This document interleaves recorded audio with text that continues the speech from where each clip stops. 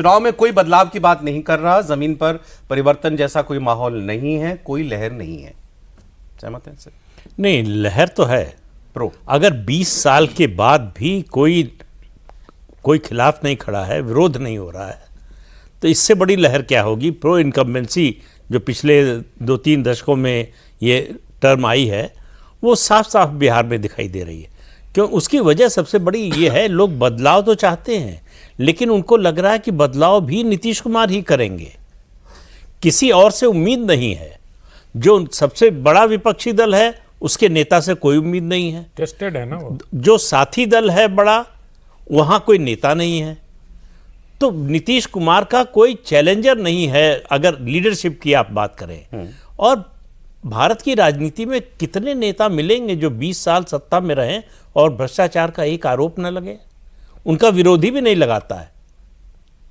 तो इससे दूसरा, वंशवाद या परिवारवाद जो भी कहना चाहें, ये आम चलन हो गया है पार्टियों में, खासतौर से रीजनल पार्टियों में। और नीतीश कुमार ने इतने लंबे समय की राजनीति में ये काम नहीं किया। उनके सब साथी जो जनता दल से निकले लोग थे, सबके परिवार की पार्टियां हैं। नीतीश कुमार भी बना सकते थे, कोई रोक तो नहीं सकता था, लेकिन नहीं किया उन्होंने। तो ये गुण जो है, ये जनता को ये सब दिखाई देता है। भारत का जो समाज है, 2 लोगों की बड़ी इज्जत करता है, या तो आप योद्धा हो, तलवार की ताकत हो आपके पास, या आप सन्यासी हो, त्यागी हो। नीतीश कुमार दूसरी श्रेणी में आते हैं, अपने लिए कुछ नहीं किया।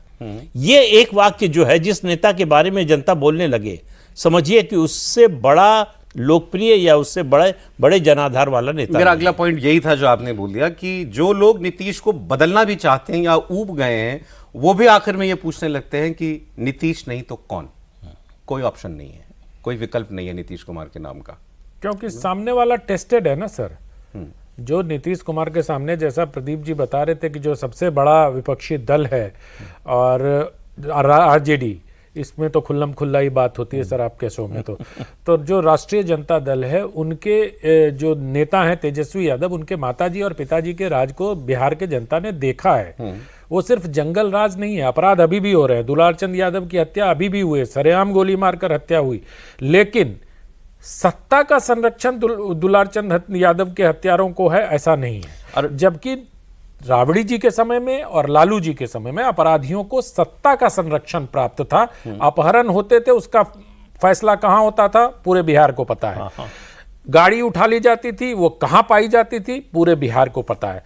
किसी विवाह में शोरूम से गाड़ियां उठा ली जाती थी, पूरे बिहार को पता है। कल अभी आप जो परिवारवाद की बात कर रहे थे, एक बड़ी मासूम सी तस्वीर मैं कहता हूं उसको, उसमें कुछ ऐसा नहीं था। रोहिणी आचार्य सिंगापुर से लौटी, लालू जी की बेटी, बिल्कुल, बच्चे उनके और भी उनके परिवार के और नाती नातिन बच्चे होंगे, पोते पोतियां।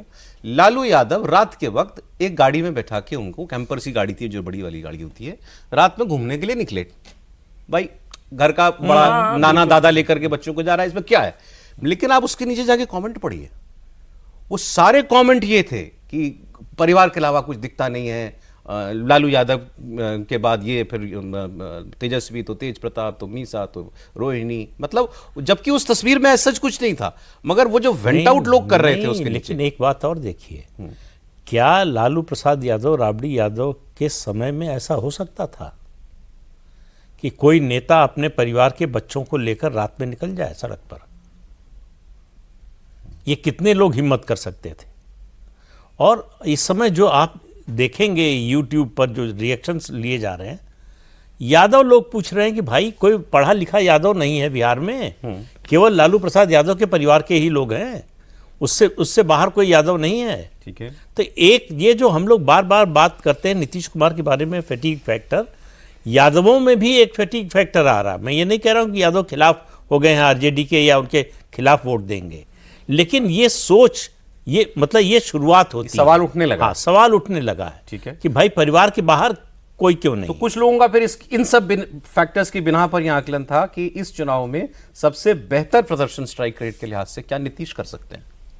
उसकी संभावना थोड़ी मुझे कम नजर आती है। मुझे लगता है कि एनडीए के घटक दल में बीजेपी ही सबसे ज़्यादा आगे होनी चाहिए। उसके पीछे बड़ी वजह ये होती है कि चुनाव आप कई वजहों से जीतते हैं, जिसमें एक बड़ी वजह ये होती है कि आपका इलेक्शन मैनेजमेंट, बूथ मैनेजमेंट कितना बेहतर हो रहा है। अभी जैसे बीजेपी के माइक्रो मैनेजमेंट को सौरभ अगर आप देखें तो आपको एकदम से हैरानी होगी कि इस लेवल पे इन्वॉल्वमेंट बिहार में भी, जैसे पूरे राज्य को 52 ज़िलों में बीजेपी ने अपने हिसाब से बांट रखा है। ठीक, उन 52 ज़िलों को फिर 5 भाग में बांटा और वहाँ पर पार्टी के दूसरे स्टेट के बड़े बड़े नेताओं को पहले वहाँ जिम्मेदारी दी गई। फिर अलग अलग 10-10, 12-12 ज़िले के ब्लॉक बनाए गए, वहाँ की कमान किसी और को दी गई। उसके बाद फिर क्षेत्रीय विभाग करके बनाया गया, उसमें 3-3 ज़िलों की कमान, और ये क्रमशः घटते हुए विधानसभा तक गया। मतलब एक विधानसभा में 5 से 6 ऐसे लोग हैं जो कि दूसरे प्रदेश में कम से कम विधायक रहे हों या पूर्व विधायक हों, उस तरह, मतलब जो अनुभवी व्यक्ति। और ये केवल बीजेपी की नहीं, सबकी सारी एनडीए की सीटों पर है ये लगाया गया, सारी एनडीए की सीटों के लिए। लेकिन उन नेताओं के हिसाब से भी देखिए तो उनका ज़्यादा फोकस तो अपनी सीटों पे रहेगा, क्योंकि उनकी बात भी उनके पार्टी के लोग ही मानेंगे। अब जो व्यक्ति सौरभ मध्य प्रदेश का संगठन महामंत्री रहा हो, उस व्यक्ति को अगर उसके जिम्मे आप 5 जिले दे दें, 3 जिले दे दें, तो सोचिए कार्यक्षमता कितनी ज़्यादा बढ़ जाती है। जो दिल्ली में बीजेपी ने किया था कि धर्मेंद्र प्रधान जैसे व्यक्ति सिर्फ 2 विधानसभा की जिम्मेदारी, सुनील बंसल जो कि पूरा उत्तर प्रदेश संभालते रहे, महाराष्ट्र में उनको 2 विधानसभा की जिम्मेदारी। तो ये जो फॉर्मेट है बीजेपी वहां भी कर रही है। और एक बात और जोड़ देता हूँ, ये कोई अभी नहीं हुआ है चुनाव की घोषणा के बाद, ये 2-3 महीने से हो रहा है वहाँ। बहुत विधायकों को मैं जानता हूं जो 2-2 महीने से वहां अपने क्षेत्र जो उनको अलॉटेड है वहां पड़े हुए हैं। ठीक है, मैं थोड़ा थोड़ा वो टीज तो करता रहो ना, सर्वे बताऊंगा आपको थोड़ी देर में अभी। अच्छा, आगे 2 बात जल्दी, ज़्यादा पॉइंट्स हैं तो जल्दी बीजेपी के वो लोग जो अपना सीएम चाहते थे और शायद उनको नीतीश कुमार से ज़्यादा ऊब होती हो, उनको भी चुनाव के नज़दीक अब ये समझ में आ गया है कि ये एक्सपेरिमेंट का समय नहीं है। एक्सपेरिमेंट का अब व्यवहारिक नहीं है। उनके पास अगर कोई नेता होता जो नीतीश कुमार के कद के आसपास भी होता तो उनकी इच्छा ये बनी रहती। उनको समझ में आ गया है कि भाई अगर आपको रैंकिंग करनी हो तो नंबर 1 पर नीतीश कुमार है, तो बीजेपी का कोई नेता आएगा, आप बहुत चढ़ाएंगे, उसके प्रशंसक हैं तो 10वें नंबर पर रखेंगे, उससे ऊपर जाने वाला नहीं। अमित शाह जी जो आज सम्राट चौधरी के लिए कह रहे थे बड़ा आदमी बनाएंगे मोदी जी अपनी पार्टी का कार्यकर्ताओं का। कांग्रेस फिर पूछ तो ठीक रही है ना, डिप्टी सीएम से बड़ा तो सीएम ही होता है। हाँ, तो ये थोड़े उन्होंने कहा और कितना बड़ा आदमी, उन्होंने ये थोड़े कहा कि 15 तारीख को बना देंगे। आगे मतलब मंशा तो आगे रहेगी। कई बार अमित शाह जी कार्यकर्ताओं विजय सिन्हा के लिए भी यही बोले। नहीं, ये चुनौती भी है उनको कि आप परफॉर्म करके दिखाइए। अगर हम आपको बढ़ाना चाहते हैं तो आपको परफॉर्म करके दिखाना भी देश के नेताओं में वैसे सौरभ देखें तो टॉप लीडरशिप में जो सेंस मिलता है और सोर्सेज से जो जानकारी मिलती है, ब्लू आइड एकदम से वही है सम्राट चौधरी। और उसके पीछे एक छोटा उदाहरण देकर आपको जल्दी से बताऊं इसका मतलब गलत जाता है। कला कैसी है? नहीं, कला मैं बता रहा हूं। मुझे ऐसे कर रहे थे, आप घबरा गए। छोटा सा उसके पीछे वजह ये है कि जैसे अभी आपने देखा होगा कि प्रधानमंत्री जी वहाँ पे गए थे जब वो महिलाओं के अकाउंट में धनराशि देनी थी। जो सोर्सेज से हमें जानकारी मिली उसमें नीतीश जी ने इस बात पे एतराज़ किया कि इसके लिए प्रधानमंत्री को बुलाने की क्या ज़रूरत है। वहाँ पे सम्राट, अच्छा बीजेपी के लिए था कि भाई प्रधानमंत्री जी आएँ, तो सम्राट चौधरी की कार्यकुशलता समझिए, राजनीतिक चातुर्य समझिए, और उससे दिल्ली की तरह उनको पसंद करता होगा। उन्होंने नीतीश जी से ये कहा कि आप अपनी तारीफ खुद तो करेंगे नहीं, हम जैसे लोग अगर आपकी तारीफ करें तो इसका कोई मतलब नहीं है, हम लोगों का कद बहुत छोटा है। देश के प्रधानमंत्री आके अगर आपकी तारीफ करें तो कितनी अच्छी बात होगी।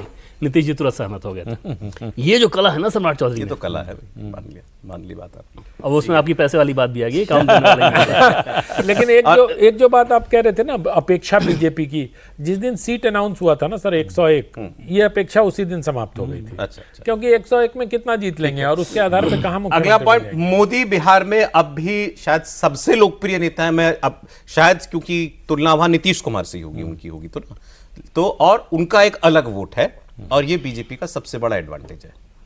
बिल्कुल, इसमें तो कोई शक नहीं है कि मोदी का अपना पार्टी से अलग वोट है। बीजेपी का जो वोट है वो तो है ही, पार्टी से अलग वोट है।